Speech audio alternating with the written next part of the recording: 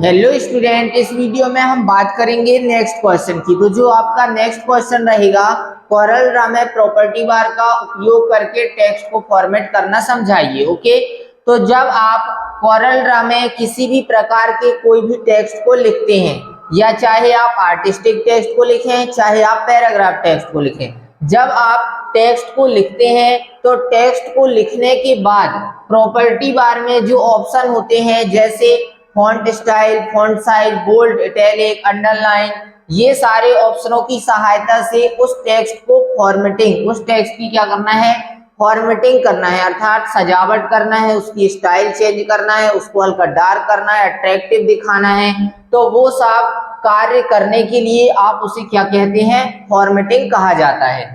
अब इसमें आपको सबसे पहले आर्टिस्टिक टेक्स्ट या पैराग्राफ टेक्स्ट, यदि आप कोरल ड्रा में क्या कर रहे हैं, टेक्स्ट को लिखना चाहते हैं, तो आप टेक्स्ट टूल की सहायता से आर्टिस्टिक टेक्स्ट या पैराग्राफ टेक्स्ट या फिर पैराग्राफ टेक्स्ट को क्या करेंगे, लिखते हैं। तो इस पैराग्राफ टेक्स्ट को लिखने के बाद जब आप टेक्स्ट टूल से टेक्स्ट को क्या करेंगे, सिलेक्ट करते हैं, तो प्रॉपर्टी बार पर जो ऑप्शन प्रदर्शित होते हैं, उन ऑप्शनों की सहायता से टेक्स्ट को आप कैसे फॉर्मेट करेंगे वो आपको इस क्वेश्चन में बताना है। ओके, तो सबसे पहले मैं यहाँ पे जो प्रॉपर्टी बार के ऑप्शन है जिनसे आप आसानी से टेक्स्ट को फॉर्मेट कर सकते हैं, मैं उन ऑप्शनों को यहाँ पर पहले लिख ले रहा हूँ। तो इसमें सबसे पहला ऑप्शन आपका रहेगा फॉन्ट लिस्ट। ओके, दूसरा ऑप्शन फॉन्ट साइज लिस्ट, तीसरा आपका इसी में आ जाएगा बोल्ड, चौथा इटैलिक, पांचवा अंडरलाइन, बोल्ड, इटैलिक, अंडरलाइन, छठवा आपका रहेगा हॉरिजेंटल, हॉरिजेंटल अलाइनमेंट, इसी में आपका सातवां आएगा सो हाइड बुलेट, सातवां अब आठवां आपका ऑप्शन रहेगा सो हाइड ड्रॉप कैप। ओके, इसके बाद नौवां इसी में आपका आएगा करेक्टर फॉर्मेटिंग, करेक्टर फॉर्मेटिंग, और 10वां ऑप्शन रहेगा आपका एडिट टेक्स्ट का। ओके, तो ये आपके क्या रहेंगे, ऑप्शन रहेंगे। अब इन ऑप्शनों की सहायता से आपको टेक्स्ट फॉर्मेट किस प्रकार से करना है वो आपको बताना है। तो बात करते हैं फॉन्ट लिस्ट ऑप्शन की। ये आपकी, जब आप टेक्स्ट टूल की सहायता से टेक्स्ट को टाइप करते हैं, फिर टेक्स्ट को पिक टूल से सिलेक्ट करते हैं, तो पिक टूल से टेक्स्ट को सिलेक्ट करने के बाद ये सारे ऑप्शन आपको प्रॉपर्टी बार पर प्रदर्शित होते हैं, जिनकी सहायता से हम टेक्स्ट को आसानी से फॉर्मेट कर सकते हैं। इसमें पहला ऑप्शन है font list.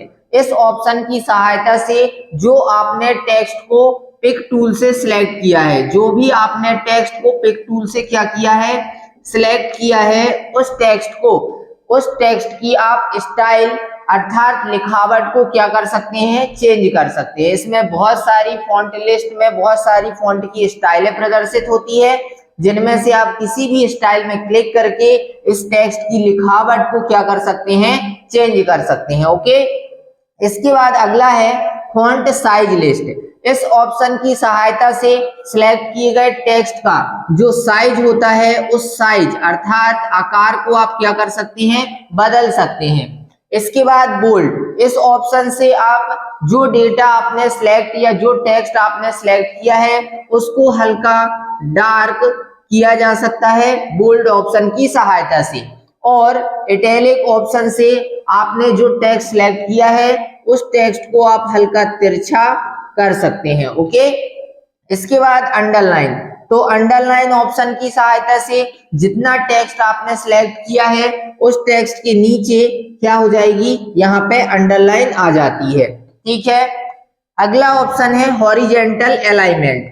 Horizontal alignment option में आपका जो टेक्स्ट होता है उस टेक्स्ट को आप जब आपका टेक्स्ट जो लिखा है, यदि मैंने बोला वो लेफ्ट से लिखा है तो आप उसे सेंटर से भी लिख सकते हैं, आप उसे राइट से भी लिख सकते हैं। तो इस कार्य को करने के लिए इस हॉरिजॉन्टल अलाइनमेंट ऑप्शन के अंदर जो ऑप्शन आते हैं उन ऑप्शनों की सहायता से इस कार्य को आसानी से किया जा सकता है। अर्थात जो टेक्स्ट आपका पैराग्राफ टेक्स्ट में होता है, किस टेक्स्ट में? पैराग्राफ टेक्स्ट में। तो जब आपका जो टेक्स्ट है वो पैराग्राफ टेक्स्ट में रहेगा तो उसमें टेक्स्ट फ्रेम के अंदर रहता है।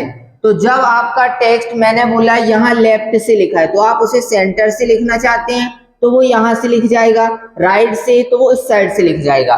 तो ये कार्य को करने के लिए इस हॉरिजॉन्टल अलाइनमेंट ऑप्शन का उपयोग किया जाता है।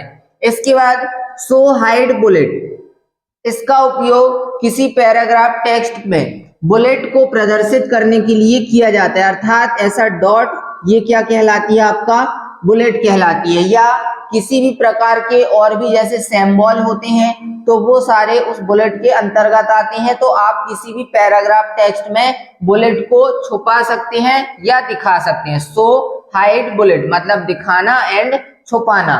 ओके, इसके बाद शो हाइड ड्रॉप कैप, तो किसी भी एक पैराग्राफ के पहले वर्ड के पहले कैरेक्टर को क्या करने के लिए? बड़ा लिखने के लिए या बड़ा करने के लिए show hide drop cap option का उपयोग किया जाता है। यदि आप इस ऑप्शन में क्लिक करते हैं तो किसी एक पैराग्राफ का क्या होगा? जो वर्ड का पहला कैरेक्टर होता है वो बड़ा हो जाता है और यदि आप पुनः उसी में क्लिक कर देते हैं तो वो नॉर्मल हो जाता है। ओके, इसके बाद अगला है character formatting.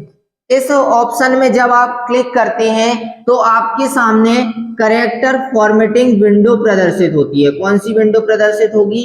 Character formatting window प्रदर्शित होती है। इस कैरेक्टर फॉर्मेटिंग विंडो के अंदर ये सारे ऑप्शन जो मैंने आपको बताए, यही ऑप्शन इस कैरेक्टर फॉर्मेटिंग विंडो के अंदर भी आपको मिलते हैं। जैसे फॉन्ट लिस्ट है, font size, bold, italic, underline, ये सारे ऑप्शन आपको कैरेक्टर फॉर्मेटिंग विंडो के अंदर ही मिलते हैं। ओके, अब लास्ट ऑप्शन है आपका एडिट टेक्स्ट। इस एडिट टेक्स्ट ऑप्शन की सहायता से जो भी आपने क्या लिखा है पेज पर, कोरल ड्रा के ग्राफिक पेज पर जो आपने टेक्स्ट लिखा है उस टेक्स्ट को यदि आप एडिट करना चाहते हैं तो एडिट टेक्स्ट ऑप्शन की सहायता से आप इस कार्य को आसानी से कर सकते हैं। एडिट मतलब होता है सुधार करना। आई मीन जो आपने डेटा लिखा है उसमें किसी प्रकार की कोई स्पेलिंग गलत है तो आप एडिट टेक्स्ट ऑप्शन की सहायता से उस टेक्स्ट को आसानी से एडिट अर्थात सुधार सकते हो। ओके, तो इस वीडियो में इतना ही, मिलते हैं नेक्स्ट वीडियो पर। धन्यवाद।